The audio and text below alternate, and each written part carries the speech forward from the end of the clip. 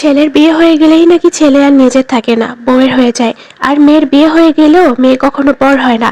এই কথাটা আপনারা অনেকেই বলেন, কিন্তু কথাটা কতটুকু সত্য একটু ভেবেচিন্তে বলেন তো। আসলে কি জানেন, আপনি যদি মেয়েকে কিছু দেন তাহলে কিন্তু আপনি পরবর্তীতে মেয়ের কাছে কোনো কিছু রিটার্ন চান না, বা কখনো এটা আশাও করেন না। মেয়ে সুখী থাকলেই আপনি সুখী। আপনি কখনো এটাও তুলনা করেন না যে আপনার চেয়ে আপনার মেয়ে কতটা বেশি সুখে আছে। আপনার মেয়ে যদি আপনার চেয়ে 10 গুণ বেশি সুখী থাকে, তাহলে আপনি তার থেকে আরো 20 গুণ বেশি খুশি হন। মেয়ের বিপদ হলে মেয়ের জামাইকে সামর্থ্যের বাইরে গিয়ে হলেও সাহায্য করেন, বিপদে পাশে দাঁড়ান।